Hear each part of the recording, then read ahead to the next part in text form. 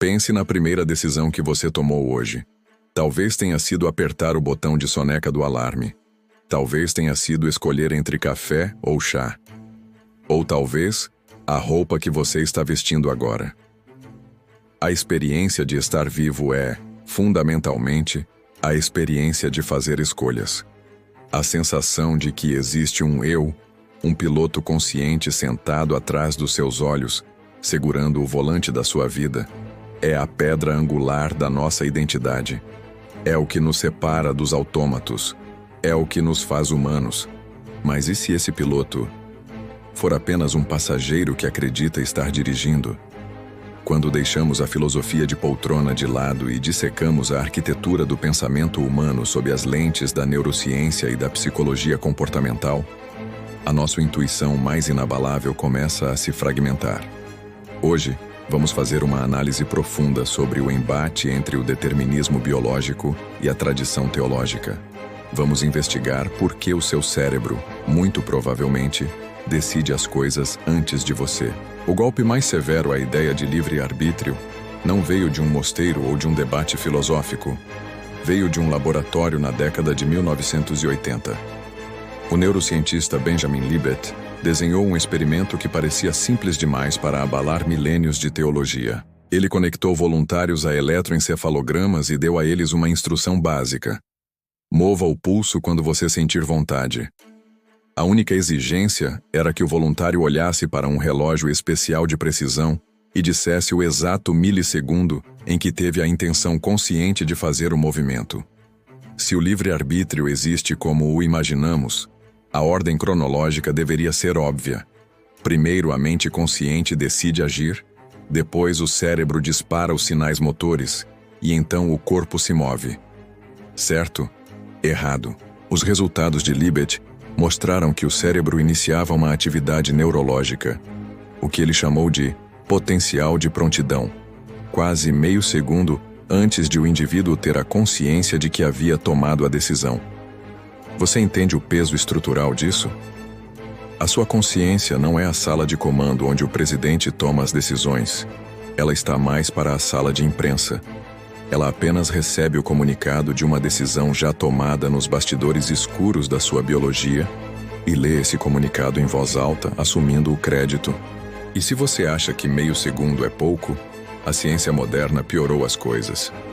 Pesquisas recentes, utilizando o fMRI, lideradas por cientistas como John Dylan Haynes, conseguiram prever qual botão um voluntário iria apertar até 7 a 10 segundos antes da escolha consciente. 10 segundos. É uma eternidade neurológica.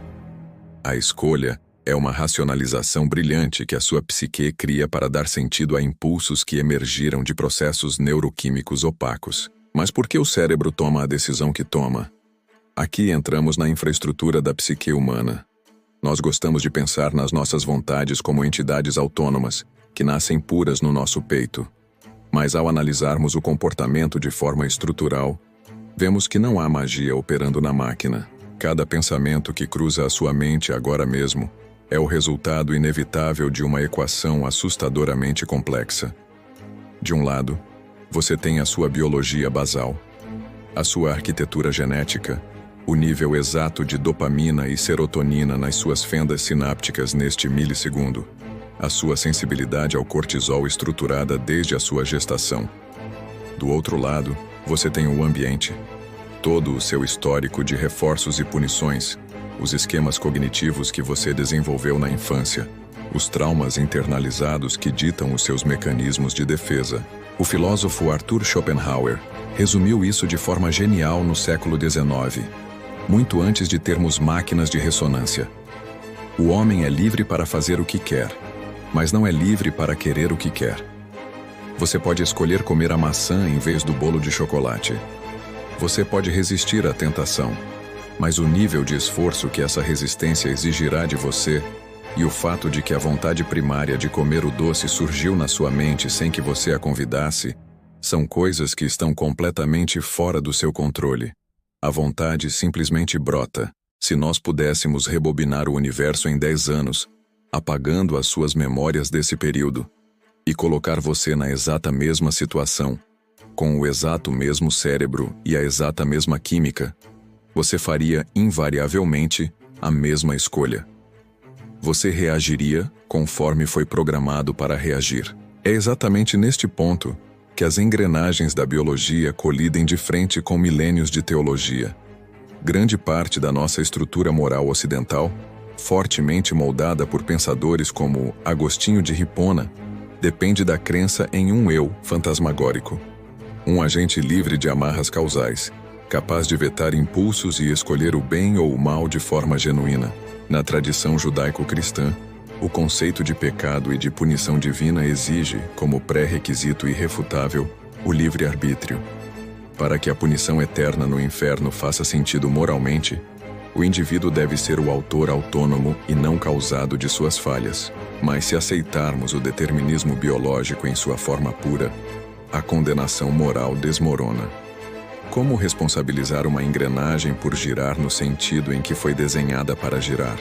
Se um indivíduo nasce com um córtex pré-frontal subdesenvolvido, com genes predispostos à agressividade, e é criado em um ambiente de violência extrema, até que ponto a escolha dele de cometer um crime é um pecado? E até que ponto é apenas o resultado trágico de uma matemática cruel sobre a qual ele não teve autoria? Punir alguém cosmicamente em um universo determinista seria o equivalente lógico de espancar o seu carro com um pedaço de pau porque o motor falhou, ou condenar um relógio ao fogo eterno porque ele atrasou as horas. A punição retributiva, aquela que busca fazer o outro sofrer apenas porque merece, perde toda a sua base racional. Diante desse abismo nihilista, nós deveríamos simplesmente jogar as mãos para o alto, abrir as portas das prisões e dizer: não fomos nós, foi a biologia? Absolutamente não. Aqui a psicologia e a sociologia nos mostram a importância prática da ilusão. Abandonar a crença no livre-arbítrio no nosso dia a dia é perigoso. Estudos mostram que indivíduos induzidos a duvidar de sua própria agência tendem a apresentar comportamentos mais trapaceiros, antissociais e níveis maiores de apatia. Nós precisamos da crença no controle para mantermos a coesão social e a saúde mental. É por isso que adotamos o que os filósofos chamam de compatibilismo. Na prática, mesmo sabendo que somos sistemas orgânicos reagindo a estímulos anteriores, nós definimos a liberdade não como a ausência de causas biológicas, mas como a ausência de coerção externa. Se você tomou um café porque o seu cérebro gerou o desejo, sem ninguém apontar uma arma para a sua cabeça, consideramos isso uma ação livre o suficiente para operarmos em sociedade. E quanto à justiça?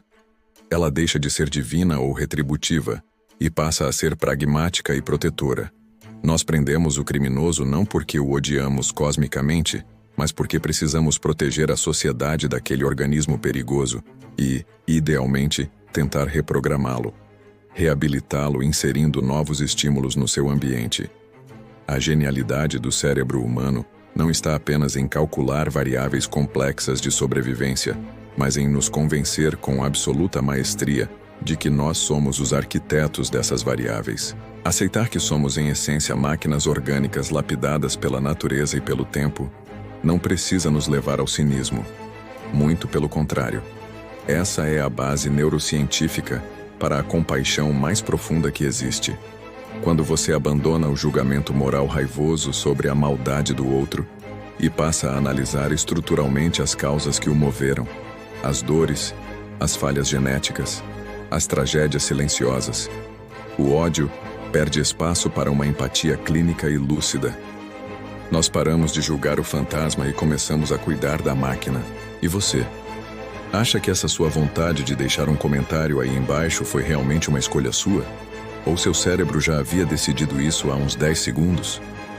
Pense nisso. Ou finja que pensou. Se esse vídeo te fez questionar suas próprias certezas, inscreva-se no canal, deixe o seu like e compartilhe. Até a próxima análise.